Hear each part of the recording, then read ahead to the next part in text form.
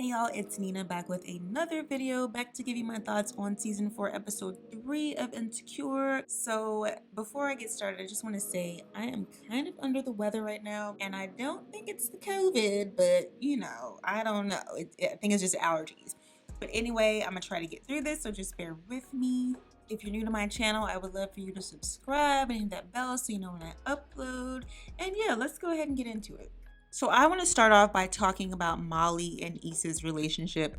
Their communication completely hits a wall in this episode, and it's really tragic to watch. So they're in the grocery store shopping for Thanksgiving, and things just become completely judgmental and contemptuous on both parts. The energy is just all kinds of wrong. So Molly asks about inviting Andrew to her family for Thanksgiving, and Issa says that she might pull an old Molly and drive him away. And that is, especially when you're trying to be better, like you're trying to be better, even if other people can't really see it, it's really hurtful for people to remind you of your past. And Issa doing that to Molly was just a complete slap in the face. On this show, we have seen Molly's fits and starts when it comes to trying to be better. We've seen her go to therapy. We've seen her try to patch up these relationships. So it sucks that the conversation made that wrong turn. But Molly has barbs of her own, and she mentions Issa being okay with being part of a throuple with Lawrence and Condola. And then Issa throws that back at Molly in reference to Dro being married. And you can just tell these are two people that just do not like each other at this moment. They're one-upping each other. They're hitting below the belt. They're trying to hurt each other in this moment. And it is sad to watch. They talk about repair and talk about needing to work on things, but what disappointed me throughout the episode is that Issa is the one who falls back from really working on the relationship. It really made me sad to watch Molly sit at Thanksgiving with her family, waiting on Issa, having baked this pie exactly how Issa likes it, and Issa basically blew her off. Now, a part of me wanted to say that Issa pretty much started this argument in the grocery store, but the thing is, Issa and Molly have a history of talking to each other very abrasively. And this is something that women do, black women do. We might call our friends bitches and hoes and all that, but I feel like there is a fine line between being really comfortable and feeling like you can talk to your friend any kind of way and actually being disrespectful. So I know that they have been trying to keep each other accountable, but I think with the way that they speak to each other already, it's already kind of acerbic, it's kind of sarcastic, it's kind of cutting and biting. When you flip it and now they don't like each other in these moments, that's when that kind of conversation becomes really damaging and really toxic. So I feel like we as women just need to be careful with how we talk to each other because it can instantly go unloving like this. Let's move on to Molly and her family. A few seasons ago, Molly learned that her father cheated on her mother many years ago and they patched things up, but it was something that Molly was just unable to shake. And so at Thanksgiving, she rejects her father's gift of Snapple, which is pretty funny considering that just an episode ago, she was feeding Andrew some salty behind gumbo, getting hypertension and all that. But anyway, Molly is just not ready to let this go. And this is something that her brother talks with her about. And her brother keeps it really real, saying, if mom can get over it, you should be able to get over it, basically. But this actually isn't surprising to me because Molly is the type that doesn't understand that a relationship is a journey, that there are ups and downs, there are peaks and valleys, and it's not going to be this perfect fantasy. But that's the world that she lives in. And also, even though we learn about Molly and her dating woes before we actually learn that her father cheated on her mother, Molly has this need to take on her parents' pain. This is what a lot of children do. And I, as, a daughter of divorce, know this all too well. We take on our parents' pain, we take on their relationship issues, not realizing that they are not ours to carry. What happened between her mother and father has absolutely nothing to do with her, absolutely no bearing on what she can have in her life, but that's not something that she can see. And I know how that is. I speak from experience. One thing I do like that Molly's mother said is that if he's right for you, he won't think you're too much. In relation to Molly not being sure about inviting Andrew to Thanksgiving dinner.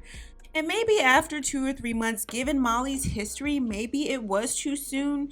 Not to necessarily say that Issa was right, but I think Molly was right to kind of err on the side of caution. But at the same time, Molly does need to learn to trust herself, to trust her instincts, and to trust that she can cope with the progression of a relationship. So let's jump to Issa and her brother Amal. I loved seeing their connection. It seemed really cute, really sweet, really genuine. Their Thanksgiving dinner at the Mexican spot was just too cute. I liked how he talked about how he's done changing himself for people. I think Issa needed to hear that because she's done a lot to kind of mold herself into what Molly wanted her to be. I don't think it was okay for Issa to basically ghost Molly on Thanksgiving, but I do appreciate how Amal was encouraging his sister to be herself and, to not feel like she had to answer to anybody, because in reality, she doesn't. Let's get juicy now and start to talk about Lawrence and all the stuff that's going on with him.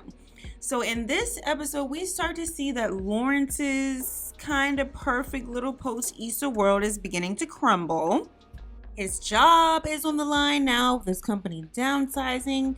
And then he has this whole thing with Condola and her not really inviting him to her Friendsgiving. And I feel like that says a lot. I feel like if you're dating and if you're happy and things seem to be going well, why would you not invite him? But as we learned at the Friendsgiving from Condola's drunk friend Nikki, who was hilariously played by Robin Meade, who did the show A Black Lady Sketch Show. I think that comes on HBO, I'm not sure. But anyway, that part was hilarious. But we learned that maybe this relationship isn't as serious as Lawrence feels like it is. This is a way for Condola to get herself back out there, to feel more comfortable, to let go of her ex. And we all need, after a breakup, we all need that chance to let ourselves loose and to feel desirable and interesting again. But unfortunately, it comes, at a risk for Lawrence. Lawrence is definitely a relationship type of guy. I think he went through his hoe phase, and got chlamydia and everything. But when you look back, because I actually went back and looked at the first season, when you look at that, Lawrence really does want to be in a relationship. He wants to be married. I mean, he was going to propose to Issa.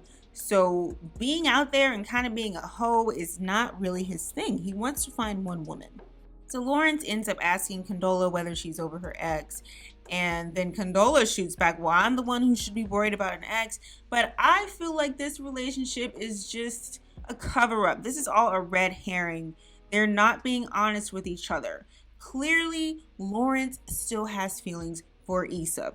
When he saw her in the restaurant, he was stopped in his tracks. He had to talk to her. And that's the thing. Like, if you have really moved on from somebody, you ain't got to stop and talk to them every time you see them. It could be, hey, how are you? And move on. But Lawrence was happy to see Issa at the restaurant, and they share these jokes, these inside jokes, like best friends. And Condola's the one who's kind of left, out there on her own. So Lawrence needs to ask himself, is he actually over Issa? And then Condola needs to ask herself, is she able to give Lawrence an actual relationship, or is this just some, get back out there deed that she's getting? So Condola asks Lawrence, if Issa hadn't cheated, would they still be together? I think the answer is an absolute yes. Clearly, you can see that the answer is yes, because Lawrence can't even say anything. I think this is a great question, but I honestly do feel like it's very convenient for Condola to ask this question and kind of deflect attention from herself. Because if Condola didn't know Issa was in the picture between her and Lawrence, this wouldn't even be a point of conversation. Not to say she would have never asked about this 5-year relationship, but it's because she knows Issa that she can really pinpoint this. So Condola just needs to be real with herself. They both need to be real about what they actually want and what they're able to give each other. Also, let me say, Condola's outfit, her black and white Thanksgiving outfit, I'm sorry, but that was a no for me. She was looking like clergy out there. And then I realized it was shorts, and I'm like, what the hell? But finally, let's talk about this big reveal. First of all, why is Lawrence following Issa? If Lawrence has supposedly moved on, which clearly we see he hasn't, but before this episode, we thought that he was moving on, right? So if he really had moved on and he was interested in Condola, why would he still be following Issa? Y'all were together for 5 years. Yes, y'all have mutual friends and all of that, but the feelings are just too strong. And I just don't think it's a good idea to be following an ex like that. And he was all too excited to see a story from her and then to see her start to respond. So this is just going down a dark path. And that's why I felt like Condola and Issa would just not work as friends, as I talked about in my last review. It's just too messy. And Lawrence is the one that she has the most history with and clearly the best friendship with.